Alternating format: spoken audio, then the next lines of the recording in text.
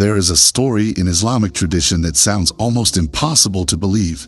It is the story of a man who killed not one person, not 10 people, but 100 people. And yet he was forgiven. At first, that sounds confusing. How could someone commit such terrible crimes and still receive mercy? To understand the answer, we have to understand something deeper about the human mind, about guilt, and about repentance. This story begins with a man whose heart had become very dark. We are not told his name, but we know something about his life. He had committed terrible acts. Again and again he took the lives of others.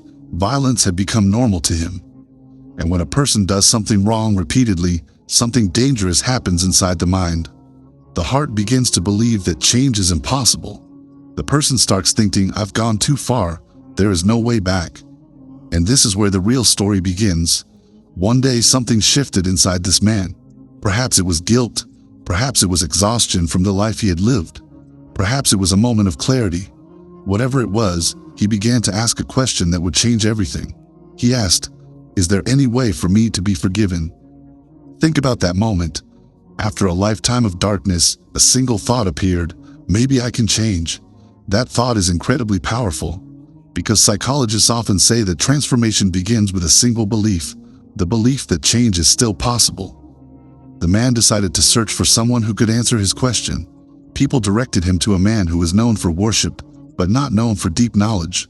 The murderer went to him and asked directly, I have killed 99 people. Is there any chance that Allah could forgive me? The man of worship was shocked.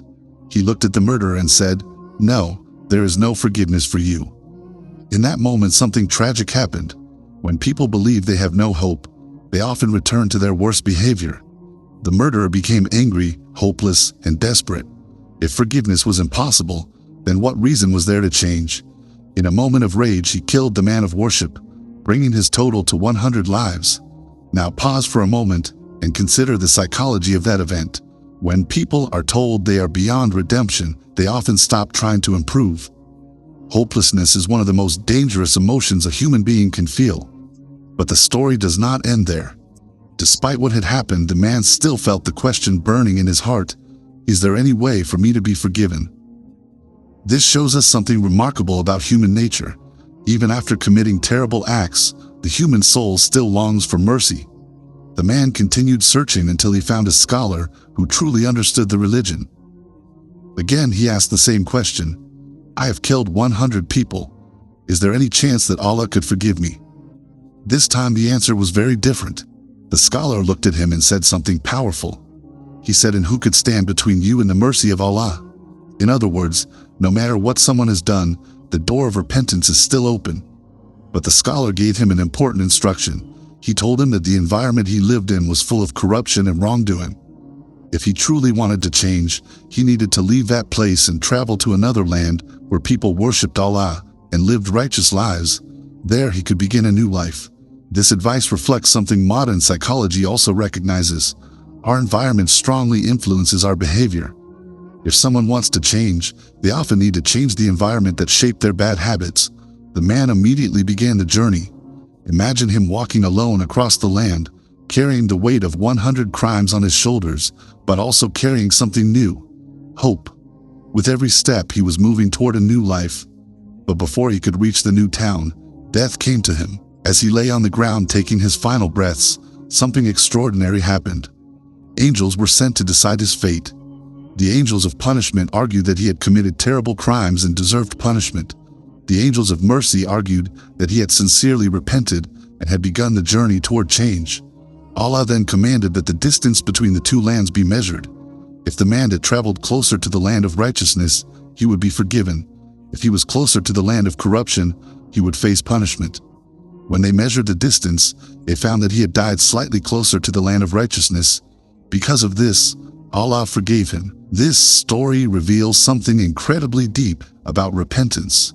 The man did not have time to build a perfect new life. He did not have time to make up for all the harm he had caused, but he had done something extremely important. He had turned his heart toward change and taken real steps in that direction. Psychologically, repentance involves 3 powerful shifts inside the mind. The first shift is recognition. The person finally admits that what they have been doing is wrong. Many people remain trapped in harmful behavior because they never reach this stage. The second shift is regret. This is the emotional pain that comes when someone realizes the damage they have caused. Regret is painful, but it is also necessary. Without regret, there is no motivation to change. The third shift is action. True repentance is not just feeling sorry, it is moving toward a different life. That is exactly what the man in this story did. He changed his direction. Instead of walking toward darkness, he walked toward light, and that single decision changed his destiny. There is another powerful lesson hidden in this story. Many people believe that their past defines them forever. They think that because they made terrible mistakes, their future must also be terrible. But this story challenges that belief. It tells us that no matter how far someone has fallen, a single sincere turn toward Allah can change everything. The greatest enemy of repentance is not sin itself. The greatest enemy is hopelessness. When someone believes they are beyond forgiveness, they stop trying. But when someone believes that mercy is still possible, they find the strength to change. That is why Islam emphasizes the mercy of Allah so strongly, because mercy gives people the courage to transform their lives. If you reflect on this story carefully, you will notice something beautiful. The man's entire life was defined by violence, but his final decision was defined by hope, and that hope opened the door to mercy. The psychology of repentance is not about pretending the past never happened. It is about recognizing that the future can still be different. And sometimes the most powerful change begins with a single step in a new direction.